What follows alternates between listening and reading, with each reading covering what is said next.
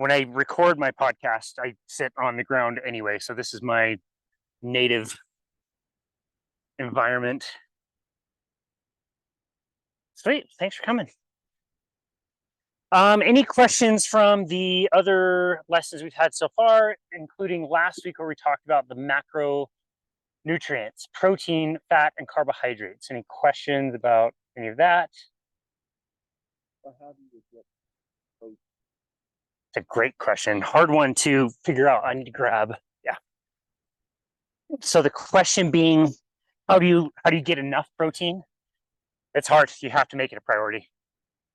Some people will go as far as even saying, like, within a meal, even if you have like mixed things, to like literally eat the protein first. If you have, again, it could be like a mixed meal of, like, say you've got a steak and you're serving that with rice or a potato and a salad, whatever. A lot of people would say, like, eat the steak first, literally, before you eat other things, because otherwise you'll keep eating more of the energy calories because your body is looking for the protein calories, and so you'll stay hungry. It's like chips and salsa or whatever. Like, you eat a chip and you're never full, and you eat a whole bag and you're still never full, and you can just keep going and going and going.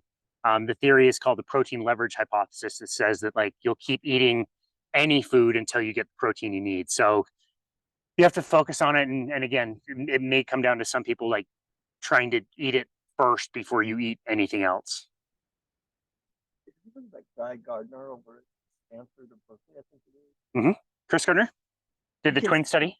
Because he was like, yeah, you can get all the protein you need from carbs and plants. Yep. And I'm like, just exactly what you said. Sure, if you keep shoveling it in. Yep. Wow. So Gardner is he did the twin study. We did an entire episode just about the twin study, how flawed and problematic it is, and the claims they make, and the the Netflix documentary they made about that. That's just totally bunk.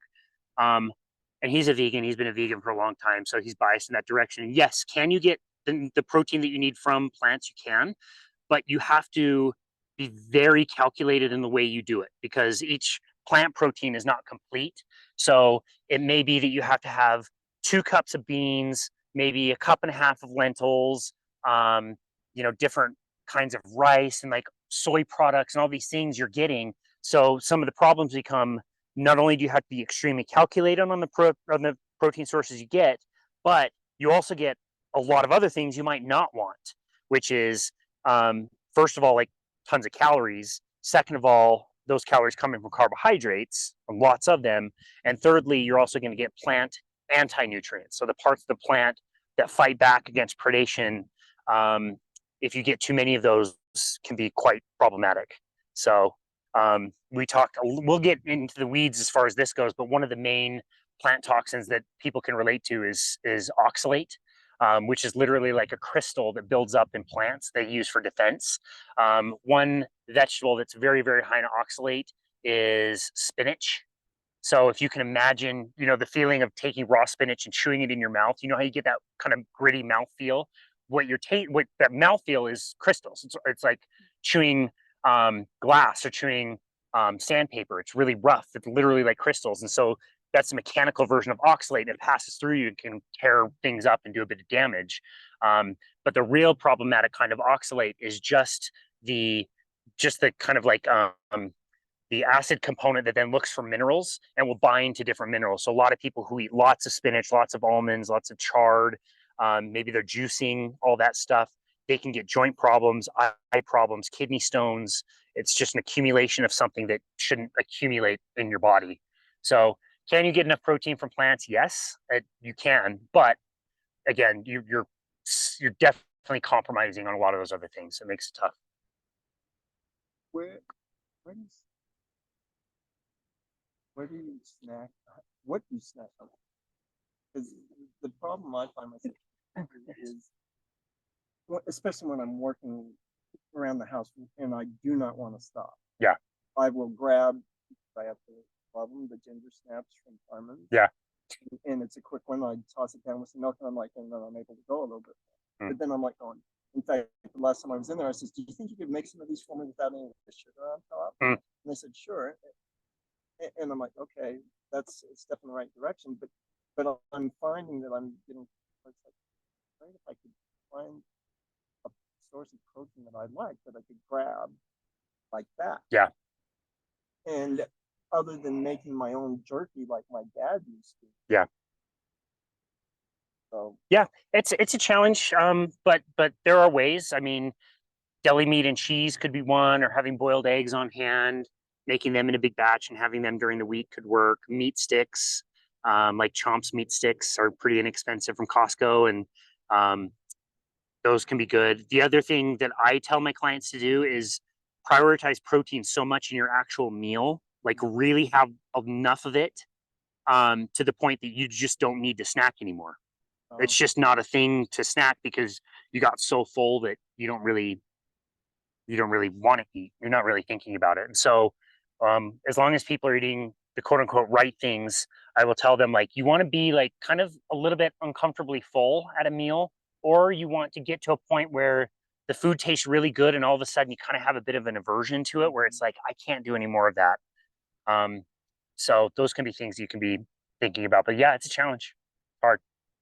It's hard. But if you do make yourself enough protein when you're eating in a meal, that can take away the need to snack. Then that puts you into doing some form of time restricted eating or fasting, which is even better. So, so it's a good question. Really good question. What have you found that's helped you get enough protein? Nielsen. high protein source of the ice cream store. Yeah, good.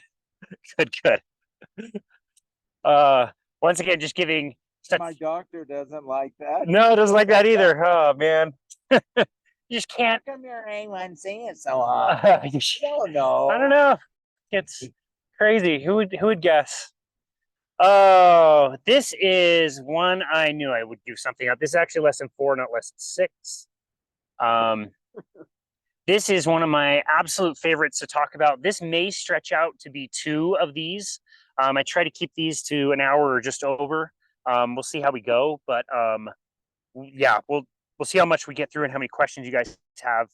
This could be 10 of these. This could be 20 of these. This is a very profound kind of topic as we get into the history of why we're in the situation that we're in. Is pretty interesting and has lots of twists and turns and all kinds of interesting stuff go along with it. A lot of this information is coming from the book Big Fat Surprise by Nina Teicholz. I've hosted her 4 times now on my show. I have cried twice while introducing her and got pretty teary-eyed when I actually got to meet her for the first time in person at Low Carb Denver. This is like, this woman in this book completely changed my life, my career, and everything I've ever been taught or thought I knew about fat in particular and fat in the diet. This book took her, you can see it's not a small book. It took her 10 years to write, from 2004 to 2014. And these are the references. Page after page, you can see fine print, page after page after page after page of documentation. So to say that Nina did her homework, hello, friend. Welcome. To say she did her homework in writing this book is an understatement. She had to go and find studies that were lost or unpublished or forgotten about and get sources and source material. Anyway, there tons of work went into this.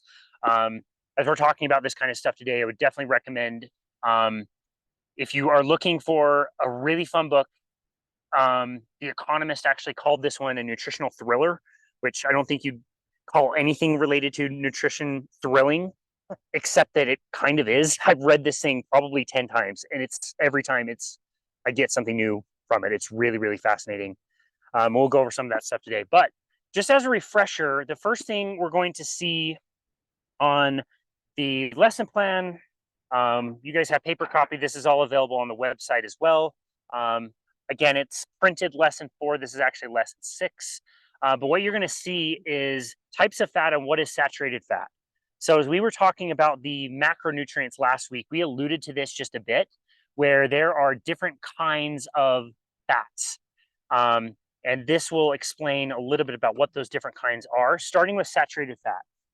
So saturated fat, I'll try to read this. This is very fine print. Contains no carbon-carbon double bond. Saturated fats are solid at room temperature. They increase levels of LDL cholesterol in the bloodstream. They have previously been associated with heart disease, though recent studies and reviews have called this association into question. Saturated fat. I think most people know saturated fat causes heart disease and makes your cholesterol go up, all those things. And saturated, again, refers to the carbon-carbon bonds, which you'll see in that diagram.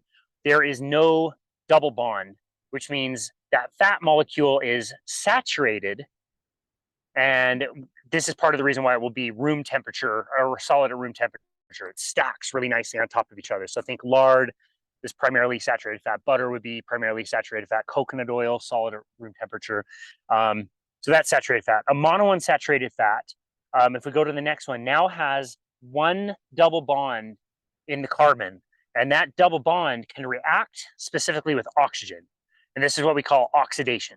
So I think most people understand oxidation to be not a great thing. It's basically what happens when you age or when things rust is oxidation. It makes the molecule more volatile, essentially. So monounsaturated fats, the big ones that most people need to know would be things like olive oil, avocado oil. Those are going to be higher in monounsaturated fat. It also shows a picture of a steak. And we do talk about animal fats being saturated, but a steak is also, it's kind of almost like a 50-50 split of saturated to monounsaturated, depending on the kind it is. So again, that one double bond can react with oxygen and create oxidation.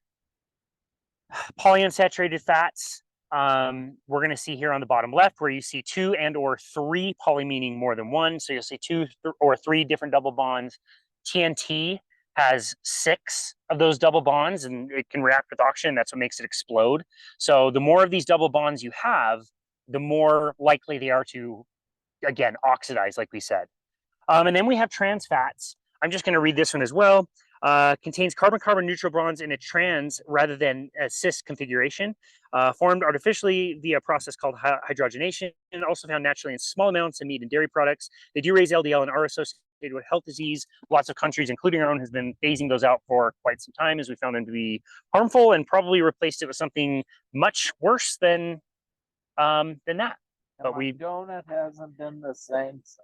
Donut hasn't been the same since. Part of this story is you can find this on a podcast, Malcolm Gladwell's podcast called Revisionist History. There's an episode called McDonald's Broke My Heart, and it talked about how all of us have eaten true McDonald's French fries prior to 1990 when they were actually cooked in beef tallow, and they were delicious and amazing. And actually, Harmon's, as you know, Just Burger also cooks their fries in beef tallow. They're incredible. They're super, super good. But they switched to cooking in trans fats and then eventually in vegetable oils because of the pressure coming down on them because of the saturated fat thing and why that was increasing. So yeah, donuts have not been the same. French fries have not been the same. We now cook most of our stuff in vegetable oil. And like I said, that's probably way worse than even cooking in trans fat. So we'll be discussing all of that. But anyway, important to note that, again, there are different fat molecules. That's what makes them different and makes them either saturated or unsaturated. The 2 unsaturates are mono or poly. And it's just important to know we need all of them. However, you want to very much limit oxidation in the fats and oils that you choose. So the really big ones that you want to look out for and try to eliminate as much as possible is the polyunsaturated fats, especially the ones we talked about last week that are vegetable oils. Canola, cottonseed, corn oil, safflower, sunflower, soybean oil. These comprise a very large percentage of our diets these days where they didn't used to. And when they react with light, heat, and air, they oxidize, and that can cause massive damage inside of us. Vegetable oil is not made from vegetables. Such a scam. Very cool. So when we're telling this story, it's kind of tough to know where to jump in because there's different points that are really, really critical in understanding why we currently think that saturated fat is bad for us. Again, the title of this lesson being, why do we fear dietary fat? I think most people don't even think about it. They already know that fat is bad for them, and we don't really understand where that came from because it's been so ingrained in us for a long time. So as we're telling this story, there's, again, a few key players and a few key moments in our history, I'm going to take this back pretty far. Whether or not you believe in evolution or creation or whatever, it doesn't matter, because we've actually studied groups of humans that are not civilized around the planet, and we've been able to assess what their lives are like and what they eat. So this is another book that I absolutely love called The Ancestral Diet Revolution. It's all about vegetable oils themselves and how dangerous they can be. And in this book is a picture of this guy who is a doctor named Weston A. Price. Yeah, so he was a dentist. Weston A. Price was a dentist who was interested in cavities and why cavities seem to be on the rise. And he decided to go travel around the planet to visit really remote locations. And he was able to study different tribes, some tribes that had maintained their normal kind of lifestyles, and others who had adopted more westernized practices, in particular the diet. He was actually hoping to find that there would be vegetarian kind of human communities or vegan communities around the world, and he was a bit disappointed not to find that anywhere. All civilizations need animal products, although the percentages of what they actually eat is quite different depending on where you are on the planet and what's available to you. But he, in particular, was interested in dental health, among other things. He measured lots of things. And this was a cool time that he was doing this in the 1930s, because not only was he able to find a lot of the tribes that you would not be able to find today, since they've already been exposed to a lot of our current foods, but he also did it at a time where he had a camera. He was able to document exactly what he saw. And if you can see this picture of these people and look at their teeth, beautiful, wide, perfect teeth with like wide noses and big broad jaws and like perfect dental health, and also didn't suffer from a lot of the chronic disease that was just kind of getting going in the 1930s, where if you would visit again, they would be like the same tribe, but they would just be removed to a different area where they were starting to be introduced to flour and sugar and seed oils, in particular vegetable oils. You can see the difference in their dental health was just incredible. Stark differences. And so, again, this is something that we've known about through actually modern day study. And again, regardless of you know, going back and assuming what we did evolutionarily, or just finding people that, you know, again, increasingly rare that they're living this way. But if we study them, we see that they had much different diets. They treasured the fat that came in foods. Remember that we talked about in the macro class that you have protein and you have energy, and energy has to come from either carbohydrates or fat. Those are your two energy sources. And different animals have different strategies to use either plants or animals to be able to lean more one towards the other. So in the discussion of are animals omnivores, many animals are omnivore, but they specialize, meaning you don't just see lots of animals that eat 50% animal products and 50% plant products. They're either highly specialized to eat primarily plant products and some animal products here and there as a treat, or vice versa. And that determines how frequently they eat, the types of foods they eat, what they're adapted to, like I said. And as we've learned, again, when we study these populations, and what we've learned from our history, is we evolved preferring fat as our energy source. We did not really live in a lot of places where plant products would be available for consumption all year round, all the time. So we've made this example several times where you see, besides being a little bit cold today, it's a nice day and there's tons of plants growing and lots of diversity, and, you know, all kinds of different flowers and bushes and trees, and none of it is edible to any of us. You couldn't live on the land if you tried. There are areas around here that have gardens, and they will have stuff that's ready later on, but that's not even ready right now. We're not suited for grasses, and so we adapted kind of based on consuming the protein that we needed, but also relying on fat for our energy sources because we could hunt. That's one thing that made humans human, is we cooperate really well. Our brains got really big as we adapted, and big fat animals are not that hard to hunt. Yes. Why did our brains get big? That's a great question. Because most likely our brains got bigger because we had more fat in our diet. Great point. there's also, as you look at like skulls from different thousands and thousands of years, as it gets more and more modern, our brain size was getting bigger at the same time as we were over hunting the biggest and fattest animals to extinction. So this planet can hold much bigger animals than what it currently does. We had dinosaurs, for example. We had huge elephants. They think of elephants everywhere. They were like double or triple the size we see today. Many different species that were over a ton big, where today we really only have three, like rhinos and some elephants and some hippos. There were massive ones before, and they would just be very easy to hunt. So if we had a group of humans, we could run a whole pack of elephants off a cliff, or we could create a trap, or we could surround it and kill it with a spear. Like there were many ways that we could find those animals, and we could kill them quite easily. Now, as we hunted those to extinction, our prey became smaller and faster and more agile, which then also probably made our brains grow even more, as we had to invent different ways of killing things. We had to get smarter about hunting. We had to develop more projectile tools.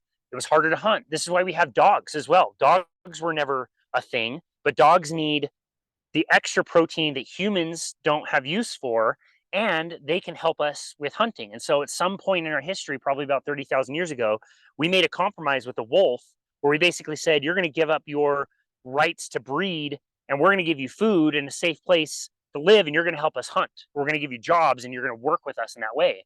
And we would selectively breed. Okay, this one's friendly and this one's fast. Let's put those two together. This one's fast and this one's strong. Let's put these two together. Eventually it became like, well, this one's tiny and cute, and this one keeps the queen warm in the castle, so let's breed those together. And that's how we basically invented dogs from a wolf, where we made that compromise and they made that compromise. But it was through that evolution, speaking of brain size, where our brains peaked and are now on the decline. It's very curious.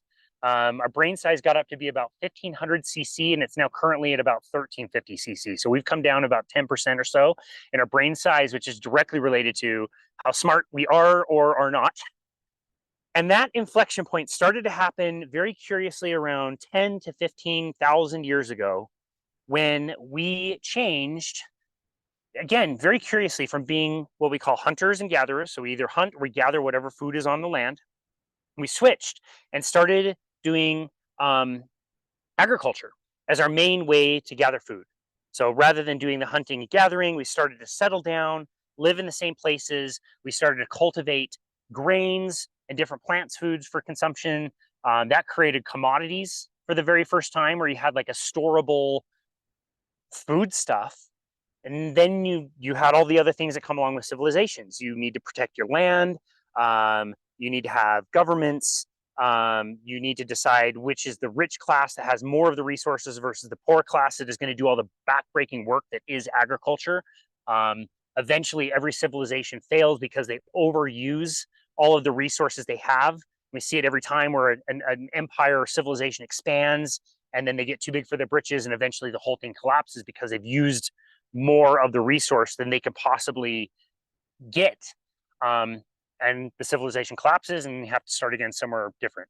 So we don't exactly know why we shifted to agriculture. It was a very gradual shift, happened in several different places on the planet. Some places where they have lots of potatoes, like South America, they started actually growing those for the purpose of food. This started in the area kind of around Iraq, when it was less deserty and actually way more fertile, and they could grow grasses. Corn was a big one in certain areas in the world. That was our first big shift in food, and a very gradual one. Didn't happen overnight, took a long time to implement, but for whatever reason, we decided that that was going to be our strategy moving forward, and we slowly moved to that. That continued for a very long time, until more recently, when we started to figure out how to make sugar less expensive. Roller mills were invented that were able to make like flour, something that you could separate the different parts of the wheat berry so that it could last a lot longer. We were able to do that with roller mills. Our food production and our food distribution networks got a huge boost, and this is now the second huge change in our history relating to food. But this was sudden and it was way more like severe. It happened overnight, and it happened to everybody very, very quick, where sugar would be exceedingly rare. That only the very most wealthy people would ever be able to have hardly any of it, to now the amount of sugar that any of us can get. I mean, just driving by the park down by the splash pad, kids are selling lemonade and popsicles and all this stuff for like $1. You can buy this stuff everywhere. Everybody has it. Refrigeration changed things. Canning changed things. The way we, needed to make food during the Great Wars, all that kind of changed. The other major thing that started in the 1860s was the production of vegetable oils. So this started specifically with cottonseed oil. As we started to have more cotton produced, we ended up with the byproducts of cotton, which was cotton seed. And these things, they don't really have much of a use. They would just sit around. Remember what we talked about as far as fats, they oxidize when they're exposed to light, heat, and air. So the oxidation makes these things go rancid and makes them go really bad. So imagine you've got all this cotton, but then you have this like stinky, gross kind of pile of these seeds that are going bad. The plant uses a tiny little bit of a polyunsaturated oil to help its seeds survive when it's planted. It needs that as a resource. But when we started concentrating it, now we had this problem of like, what are we going to do with this stuff? And so they figured like, well, if we can smash it down, maybe we can bleach it, maybe we can heat it up, maybe we can use this as an oil for machines, or maybe we can use this as soap or candle wax or something we can figure out to use with it. And the big thing that changed with our interactions with vegetable oil really changed in 1911 when Crisco was released to the public for the very first time by Procter & Gamble. This was a massive change, again, in food production, where Crisco, crystallized cottonseed is what it stands for, comes in, again, a nice, clear container that was made in a stainless steel vat. At the time, there was big problems with dairy and lard production at the time. People could get sick. It wasn't safe. It wasn't very clean. Usually done in cities. And again, there was lots of diseases that were being passed around, where this was an alternative to that, where it was, again, this nice white kind of a fat. Procter & Gamble was very smart about their marketing even back then, and they started to send out cookbooks to all the mothers in America on how to use this, how to cook with it, and it started to be adapted into the human diet. Before then, you would only have really trace amounts of cottonseed that would try to make it into the diet, and that would mostly be swindlers trying to cut olive oil, for example, which they still do by putting like maybe half olive oil and half vegetable oil, cottonseed oil in. Hopefully not enough that people could taste, but it would make the product be a lot cheaper, essentially. So important to say that vegetable oils in particular are the type of oil that you could not make on your own without a factory. It requires a process that needs industry and a factory. You need chemicals, you need very high heat, you need extraction processes. This is not the same as like butter or coconut oil or avocados where you just have a lot of fat there. You have to go through a process to make this stuff. And one of the things we also want to say, this book has so many great graphs. It's important to know what the state of our health was as we were kind of having these big changes in our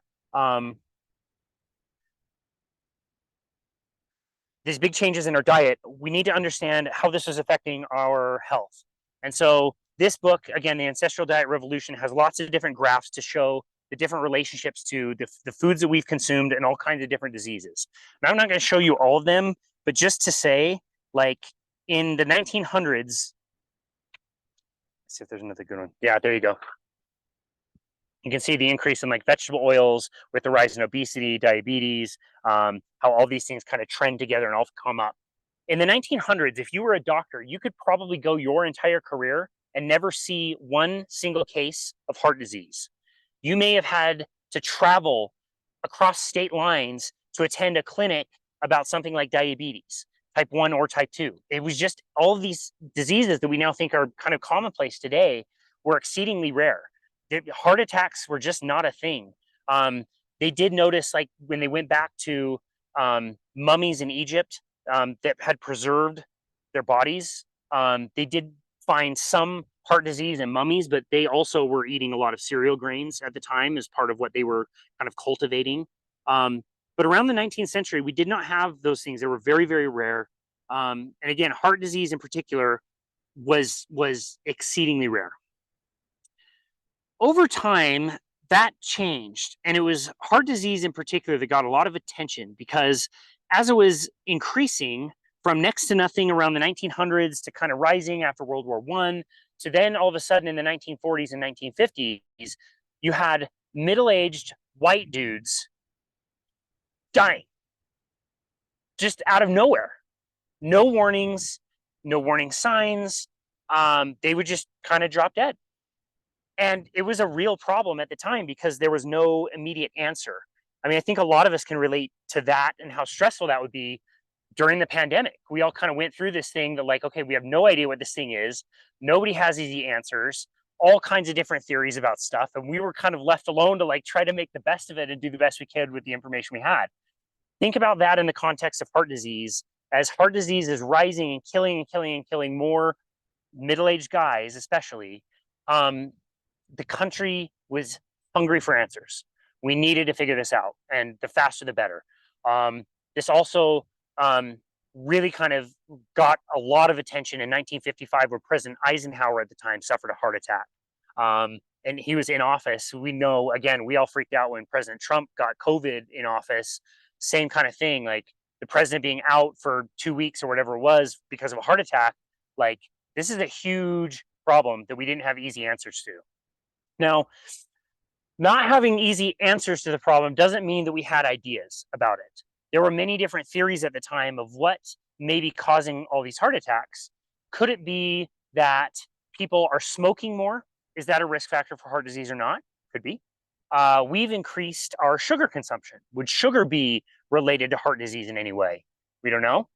We start to consume vegetable oils at a vastly higher rate than we used to.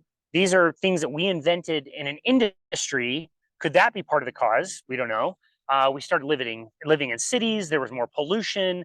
Maybe it was type A people who were really stressed all the time, and they would be the ones that would suffer heart attacks. The point is, we didn't know. We had lots of different ideas. And this is where we meet Dr. Ansel Keys. Ooh. Dr. Ansel Keys. This is a guy from Minnesota who is a pathologist. No wonder. He was actually more famous before. He was fairly famous before his work with heart disease in particular. He did the development of what is called a K ration in the war. We needed to figure out what kind of food we could give our troops and soldiers, and so these like rations would be like, you know, the bread and whatever beans maybe, and then like the cigarettes, like a square of chocolate. He was the one that developed that, and that's where the K came from, for Keys. So that was what he was really famous for. He also conducted what was called the Minnesota starvation experiment, where conscientious objectors during the war, so people that wouldn't go fight because they belonged to a certain religion, they didn't believe in killing people, they were not going to go fight, but they still wanted to help out with the war. They realized that we're going to be, you know, when this war ends, we're going to find a lot of people who had been starving, and we need to figure out what that does to the body and how to bring these people back to health, because we didn't really know, like, what do we feed them? Is a certain number of calories? Can they eat whatever they want?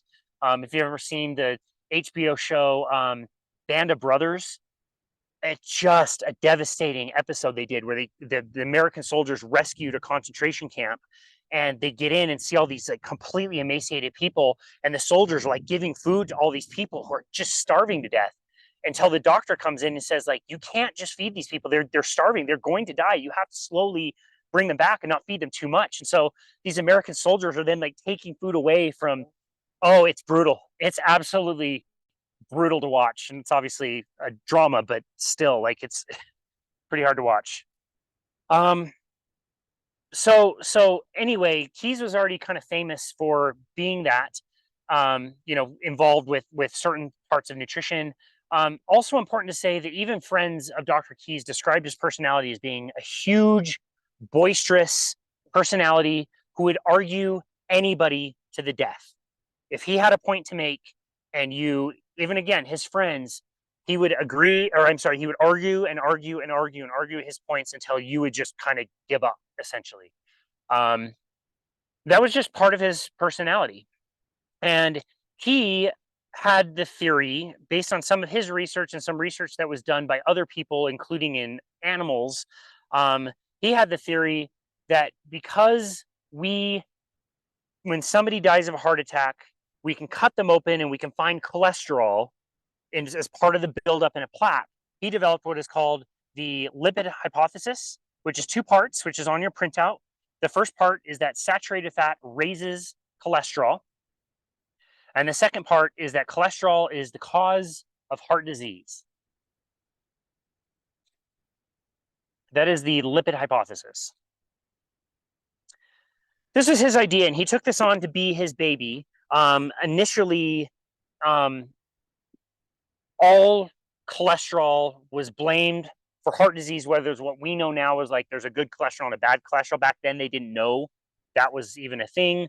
And really that's not just all fats, but saturated fats in particular were the cause of cholesterol going higher, and then high cholesterol would cause heart attacks.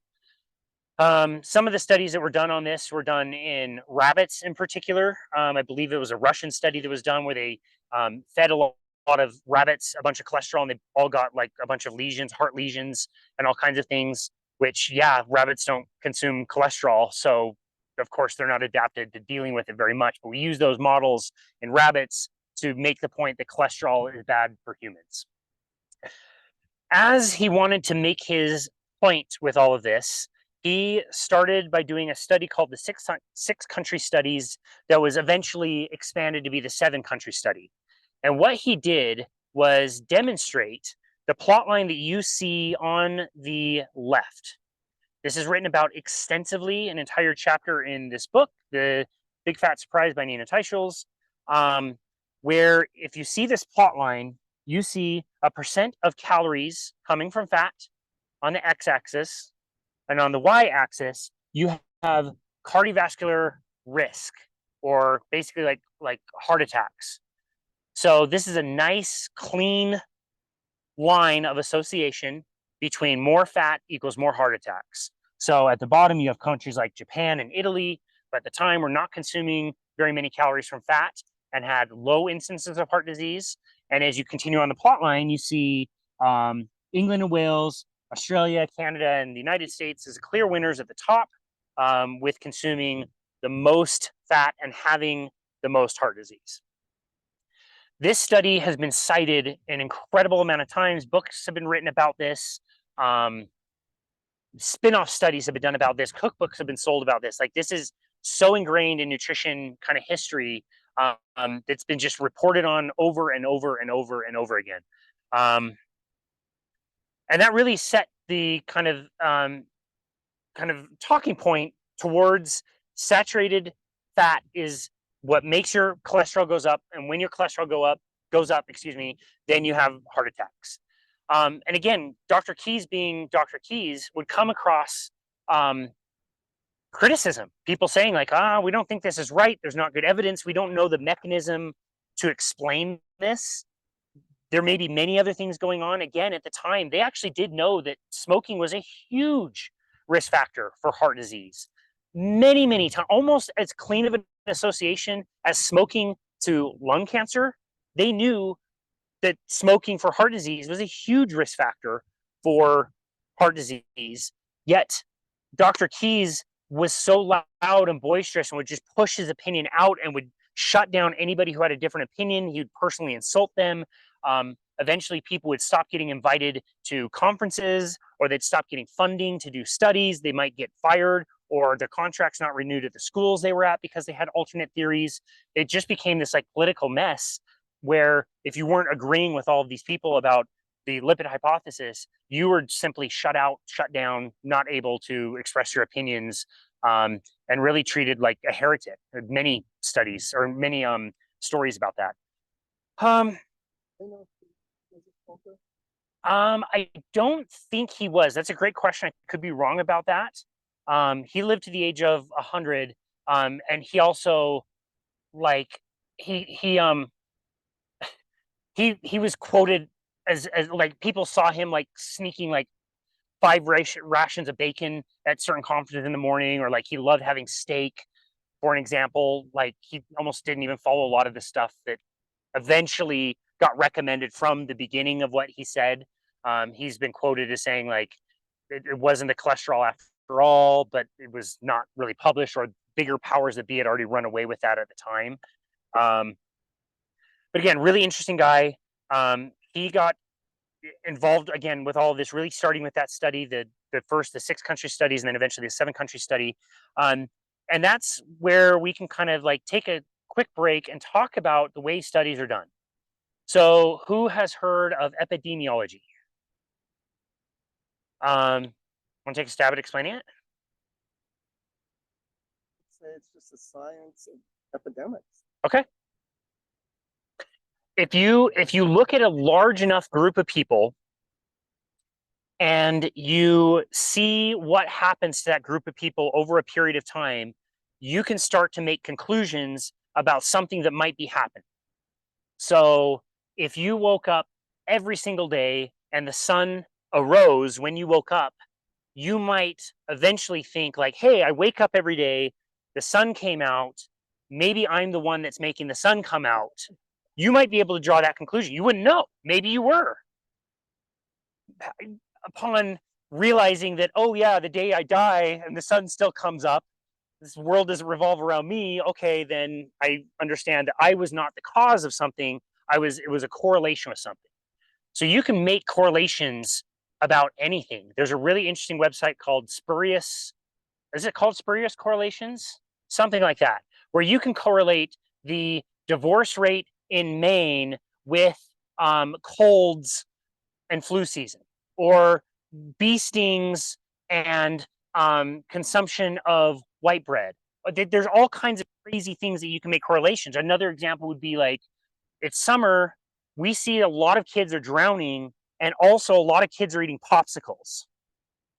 Are popsicles causing kids to drown, or are those two associated because it's nice and warm, people want cool treats when they're swimming, and those two things just run together, right? No, it's the brain freeze. Maybe it's the brain freeze.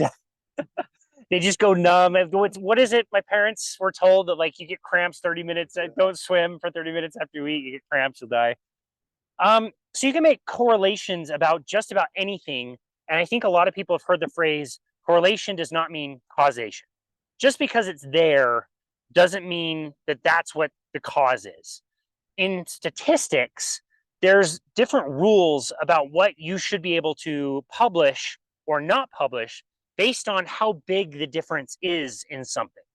So think about like if you have a group of 1 people and you have a group of the other people, and these guys eat a certain way and these other guys eat a different way, and you have double the instances of heart attacks in one group, that's really interesting. You can now do a study to really find what's going on with this group. Double is kind of an interesting, that's kind of could be a lot. Could be a lot of people. So if there's a lot of people and they're all experiencing the same thing, then you can now do a randomized controlled trial, which is hard science, where you isolate the group, you feed them one way or another, and then you can see, okay, did this cause this certain thing, or was this just correlated with a certain thing? The biggest win for epidemiology and our current health was smoking. We still have really never truly proved that smoking causes lung cancer, for example. We know many people can smoke lots of cigarettes and they may or may not die of lung cancer. Other people might smoke a little bit but still get lung cancer. But in the case of smoking and lung cancer, the difference is somewhere between 20 to 30 fold, meaning you have a 20 to 30 greater times likelihood of developing lung cancer if you smoke. Is it the cause? We don't know, but that gap is so vast that it really makes it unlikely that it's not the cause, if that makes sense. That's what epidemiology can do, and that's what it can help us do. Say when we're looking at big populations, we used it a lot again during COVID, like you said, the study of epidemics. How is something moving through a population? It was really kind of born when it was not chlamydia. This all started really when there was a fountain. I can't remember what the disease was, but there was a fountain in England, and anybody who drank from that fountain got really sick with a disease, and they figured out the common thing was this fountain, and they replaced the fountain handle that had been contaminated with something, and they replaced it, and people got better. This was like in the 1800s when they didn't know a lot about this stuff, and that's kind of how that all started. That is one way to do a study. Again, epidemiology. Another way, again, the better way to determine root cause of something is to do a randomized controlled trial, where something is randomized, meaning the people conducting the study don't know which group is on what. So there's no bias. Everybody gets identical. Everything that they can possibly control is exactly the same, save one thing. And then you watch that group of people for a long time, and then you see what's going on there. Those are incredibly expensive, nearly impossible, especially when we're talking about diseases that are chronic and take 10 years, 20 years, 30 years, 40 years to develop. Really, really hard to do. Epidemiology is much easier and much cheaper. The 7-country study was epidemiological, meaning as Keyes was collecting his data, he was doing so by using things like food frequency questionnaires. We still use those a lot today, where you just simply ask the question, what foods do you eat and how frequently do you eat them? Do you eat spaghetti? How many times, how frequently do you eat spaghetti? Do you eat spaghetti once a day? Do you eat it 3 times a week? Do you eat it once a week? Do you eat it once a month? Or do you never eat it? Apple. How often do you eat one apple? Do you have that once a day? 3 times a week? Banana. How many times do you have banana? These are all things that we still use today to do food studies. What would be your guess of certain problems that you might encounter by using that as your way of conducting a study?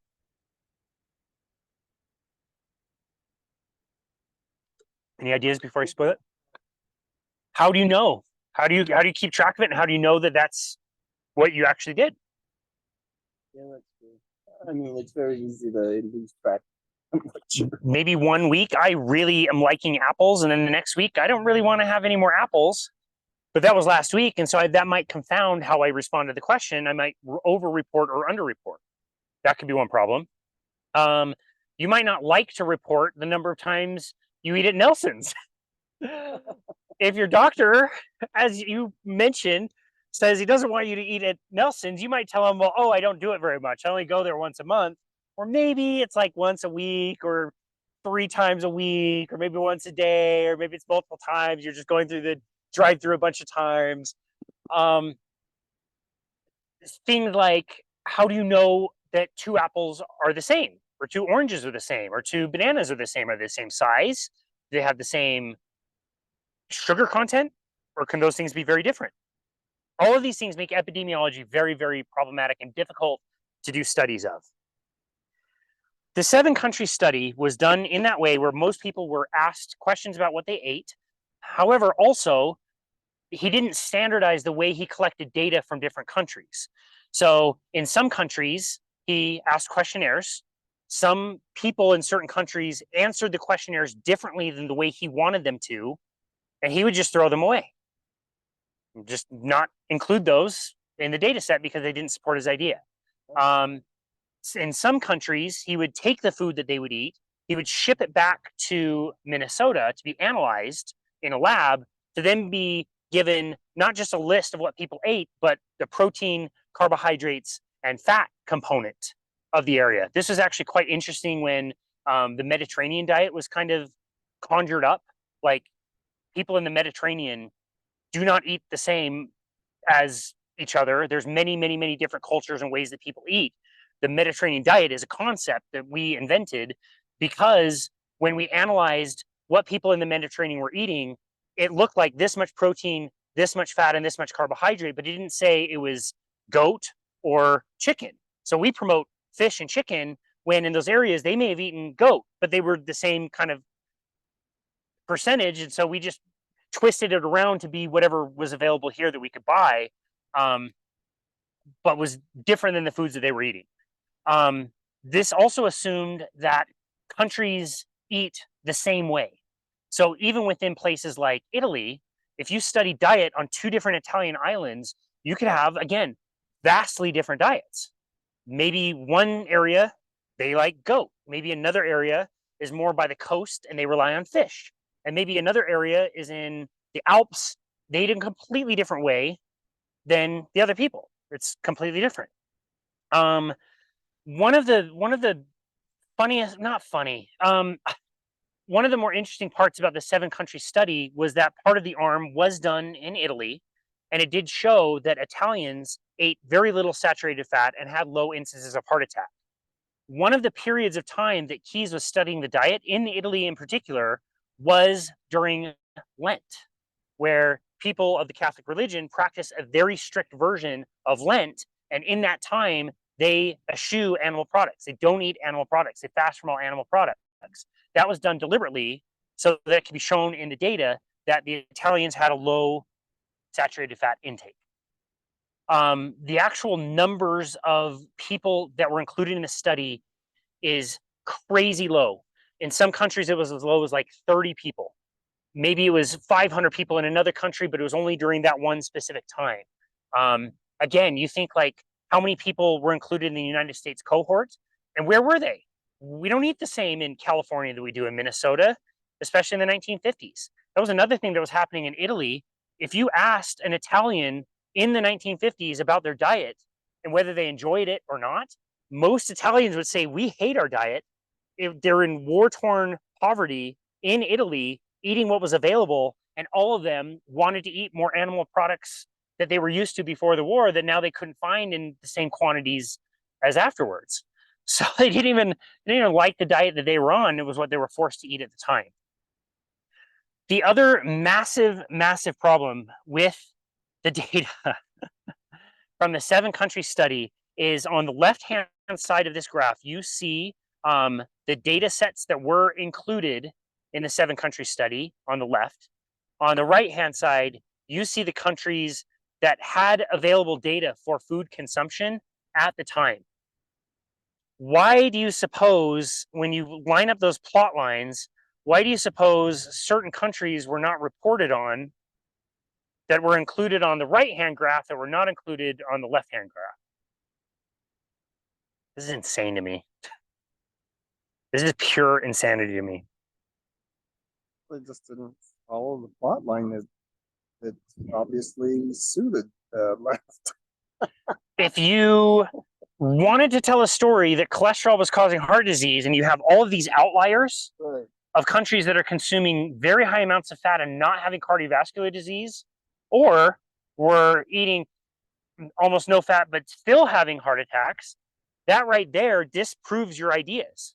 So some of the countries included that ate a lot of fat were countries like France or like Switzerland. We all know those countries have butter as a core component of their diet. Well, if we don't talk about that, if we do talk about it, if we do report that, that makes the theory invalid, and thus disproves your point. So Keyes, in his study, deliberately excluded all of those countries that told a different story than the one that he was trying to tell.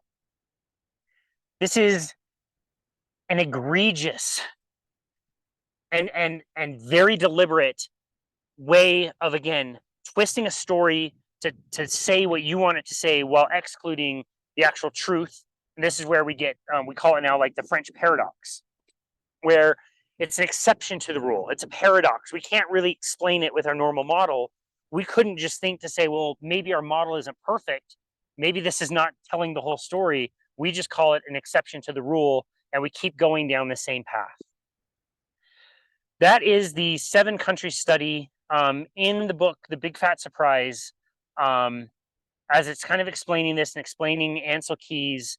It basically says the next time you sit down for a healthy meal and you're sitting down to a salad with a salad dressing that's full of soybean oil, and you have a chicken breast rather than a steak, and you eat that chicken breast with pasta and you have pasta sauce, trace that meal right back to Ancel Keys and this study and how this was reported and sold to the country.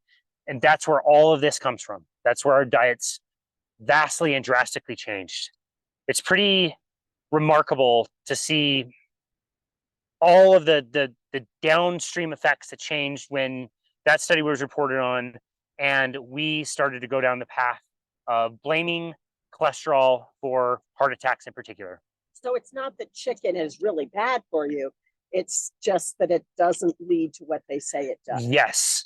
And one of the things that people say, we'll see this on the back, and this will be a two-part, by the way. We're almost up to an hour anyway. We'll get a lot more into the weeds and some of this stuff and keep going on the timeline of how things continue to change. But on the back, I wanted to include this on the back of your form. Americans have followed the official dietary advice. So this is to say, like, one of the things that people tell a lot of people is that, like, oh, we're still, you know, we have obesity and diabetes because people are not listening to the advice. And this shows how much we have changed our diets. We eat way more fresh fruit than we used to. We eat way less red meat than we used to, which means we're eating a lot more chicken, like you said. Fresh vegetables, we eat 20% more than we used to. We eat 13% less eggs, and we eat an exceeding amount greater of nuts than we used to. But then we eat much more soda than we used to, and sugar in our regular diet. Yes, It's balanced. We certainly do, and you're right. The interesting thing is we kind of peaked out on sugar consumption about 20 years ago, where we're not quite eating as much as we used to. Still very high, as I think all of us can agree on. But by and large, chicken was just not a staple as nearly as much as it is now, and we produce it very inexpensively. And for a lot of people, they do think of it as more of a health food than we certainly used to. As Keys is reporting this, it's really important to know. We'll conclude on this kind of point. It's important to know who also had the power in trying to tell these stories and promote these stories. This is where we get a nice little kind of inflection with the American Heart Association. The American Heart Association began in the 1920s, I believe it was 1924, by a few doctors who wanted to understand what was behind this sudden increased rise in heart disease. People are dying of heart attacks. They're very curious about what to do. They don't know. It's a very small community. You could get in it if you were a doctor and you basically paid a fee, and that fee was what the American Heart Association got to use as whatever funding they had. They weren't taking like donations, for example. In the 1940s, they started to wonder whether they would have more influence if they would start to take donations and get funding from outside sources. Big debates back and forth on whether they were going to do that or not. The side of the American Heart Association that wanted more donations ended up winning out.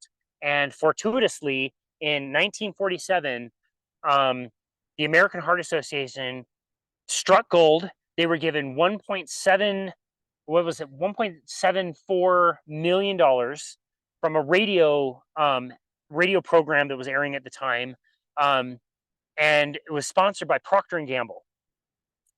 Procter & Gamble gives the American Heart Association $1.7 million, and this is the beginning of the rise in influence of the American Heart Association as we know it today.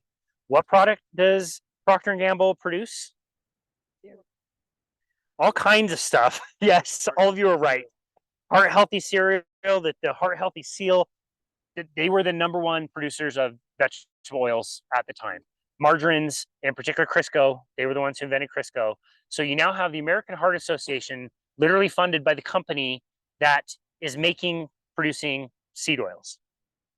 Ansel Keys, on his side of things, is now discovering that cholesterol is bad, it's going to cause a heart attack.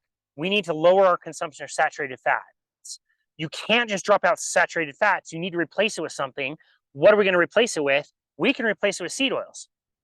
Replace your butter. Don't eat butter. It's don't eat butter, but eat the margarine, or use the Crisco, or don't cook in lard, cook in soybean oil, vegetable oils. As these things are all confluencing together, now you have this same kind of message that everybody can gather around. The nation is literally starving for an explanation on heart attacks. Ansel Keys seems to have found the answer to that. he gets on the cover of Time magazine, which at the time in 1961 was like, I mean, you're a rock star at the time. Everybody recognized you. Everybody read Time magazine back in the day. He was the man of the year. It was my birthday, 1961, where I believe he was on the cover explaining that cholesterol was bad for you. That was also the same year that the American Heart Association made the first ever dietary guidelines and made up what they called the prudent diet, which was eliminating or reducing the amount of saturated fat you ate and replacing it with seed oils in the diet. That's when that kind of engine really started to take hold. And that's when we really started to go down this path of trying to get rid of saturated fats out of the diet to reduce cholesterol, to reduce heart attacks in a certain population. Again, mostly male. And all of that came from that 7-country study that came from Dr. Ansel Keys and his ideas about saturated fat causing heart disease. In the quiz that we started with, there's a reason why I put some of the questions in there that talked about like heart disease, for example. What is the number one, in the 1960s, the number one killer of Americans was heart disease. What is it today? I put that in there so there's a little bit of shock value to be like, wow, we changed our diets drastically. We followed the advice, and still to this day, heart attacks are the number one killer of Americans. When we adopted these, again, we only changed our diet for heart disease in men. We didn't study women. We didn't know how they would react to a low fat, low saturated fat diet. We didn't study this in any population other than men. We didn't study it in children, and we didn't study it for anything else other than heart disease. So what if it benefited heart disease but caused cancer, right? Like I joke with people sometimes and tell them, I have the cure for heart disease, and it's called shoot you in the face. If I shoot you in the face, I will guarantee that you will not have heart attack. Do you want to take that trade? You don't die of a heart attack, but you still get shot in the face, and the outcome is the same. What if you don't get a stroke, but you end up getting cancer? What if you don't get cancer, but then you get arthritis or you get Alzheimer's disease? Like all of these things that are on the rise today were never looked at when we first made that step to change our diets for every man, woman, and child for the prevention of heart attacks. I think I'm going to leave that there for today. We are still not quite to the point that the US government has gotten involved. We're not quite to the point that we've made the food pyramid. We're not quite to how this kind of unfolded and how other companies got involved. We haven't even talked about Kellogg's. Oh my goodness, that's a whole separate thing. General Mills post. Seinfeld comedy. Which one? The new Seinfeld comedy, and it's about the competition between Kellogg's and General Mills. There's a new Jerry Seinfeld. Oh, There is this hilarious nutritional cereal battle. is it stand up? Is one of his like stand up? No, it's a series. Oh, interesting. Yeah. Huh. Look for it on Netflix, is it? I don't know. Huh. Or Apple TV. Anyway, It's like a comedy, or is it? it's hilarious. Okay. Okay, I'll look that up. I love Seinfeld. Yeah, I mean, again, it's a weird confluence of things that all kind of came together where people eventually made a lot of money from. So where those industries all came from was the hub of the Seventh-day Adventist Church back in the 1800s, when they were trying to change the diet for religious purposes, but again, started the cereal industry for a different reason. But then again, now you had something people could profit for, and that's how cereal industry started. Graham with the graham cracker was the same thing. They were the ones who started all the nutrition schools. So literally, if you wanted to go to a nutrition school in like the 1910s, they didn't have them until like the 1917 when the Seventh-day Adventist Church started nutrition schools. They helped set the policy, and again, for a different reason. But as all this is accumulating and heart attacks are bad, cholesterol causes heart disease, whatever, they were more than willing to jump in and say like, wow, well, we've already been promoting this kind of stuff for a long time now, again, for a different reason, but you get the same thing out of it. And now today you have You know, the Seventh-day Adventists owning the blue zone concept. If you guys saw that documentary on Netflix last year, the idea that people live in certain areas of the world longer than others because they eat a more plant-based diet. That's all just owned by the church now. It's a concept. But again, it was just a really interesting confluence of different things. And once industry got involved, once you had the American Heart Association literally paid by Procter and Gamble, to this day, they promote these oils to replace saturated fat. They get, I want to say about $1 billion, I think they have $1 billion budget a year. And all that goes towards the studies that are biased, that blame saturated fat for heart disease, and promote the use of polyunsaturated fat using really sketchy methods, the way they pay doctors to promote certain ideas. We haven't talked about pharmaceuticals and why they got involved with this. The food companies make tons and tons of money because they can make all these foods for us that are heart healthy. Then the American Heart Association puts that label on that says this is a heart healthy that only costs them 50 grand. It's a mess. It's a complete disaster. The millions and millions and millions of deaths that are like the American Heart Association is responsible for, to this day, will not back down, because they're not just going to come out and say like, hey, sorry about that. We were wrong. We misled you. It's awful. So we'll leave that there for today. We'll pick up on this next week and do part 2 and kind of get through the rest of this. And you will leave it there for now. Any questions?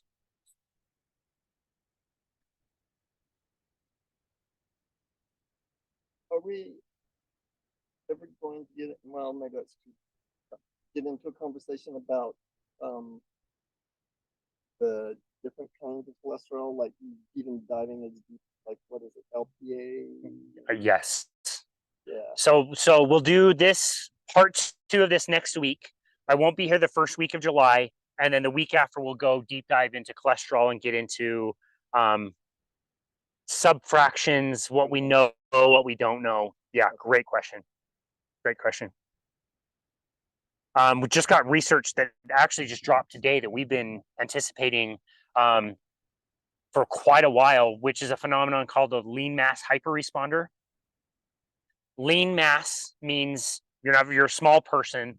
Hyperresponder means you respond a lot to something. And in this case, it's people that are lean and fit, generally tend towards aerobic fitness, especially, and nothing is wrong with them except for their LDL cholesterol, their quote unquote bad cholesterol, is crazy high, like off the charts high.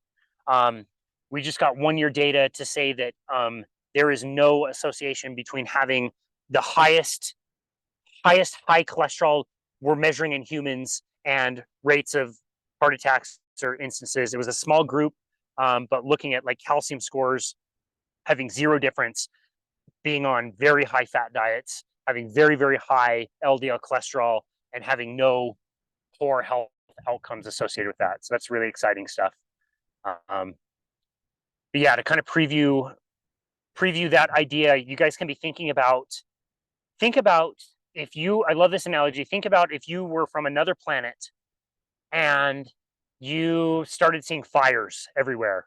And every time you saw fires, you saw these guys running around with hoses and water, and you saw them together. Again, you can make a correlation. You see those two things together, you might come to the conclusion like, what are these? We got to get these guys out of here. Every time we see fires, we see these firefighters. And the water might cause the fire. The water might cause the fire. They may not know if they didn't study it further. You could just from a distance say, hey, yeah, get these guys out of here.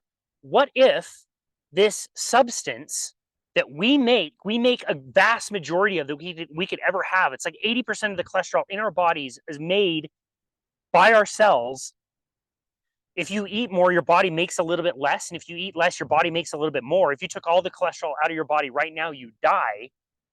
What if the cholesterol is the helpful thing that's doing what is part of cholesterol's function, which is to patch something up? Think about it like spackle on a wall. Like, what if you punch a wall every day and then cover it up with spackle? Over time, you might get thicker and thicker and thicker spackle on the wall that is then protruding out into a room that you think is problematic. Well, is it the spackle or was it the punching of the wall? And the spackle was there to fix the damage. And the answer is we don't know. But in this world where we now have a huge industry around statins, doctors can give you statins as you, regardless of whether you're diabetic or not, or whether you have high cholesterol or not, you can be offered one. Doctors can get in trouble for not prescribing them by insurance companies. Again, you've got food companies, medical. We spend more money on medical issues than we do even on food nowadays. Could it be we've been following this wrong path that is making a lot of people a lot of money at the cost of our own health? Fair question. Any other questions? Oh, we're good there, it sounds like. We'll get there. Yeah. We'll get there. List of resources on the back, as always. The first one that I put on there for sure, big fat surprise. Oh, another thing I forgot. I was going to put our podcast. Episode 50 was the first one that we did with Nina that talked about the big fat surprise, that went over some of the basics of this. If you want to hear that, that's in an hour-long kind of interview. So much more compact than we made it. And Bethany actually did the interview with me, which is great. So you can check that out. The revisionist podcast history we talked about is on there. And yeah, the first two, Nina Teichel's and you already mentioned Gary Taub's, two journalists who had nothing to do with food. It saved the fact that they're journalists and they wanted to look into this. Kind of blew the lid off of all of these kind of stories. I mean, they never have ever heard of any of this stuff if it weren't for their work. So what if it's all been a big fat lie? So feel free to look those up. Okay. The next time we'll do part 2.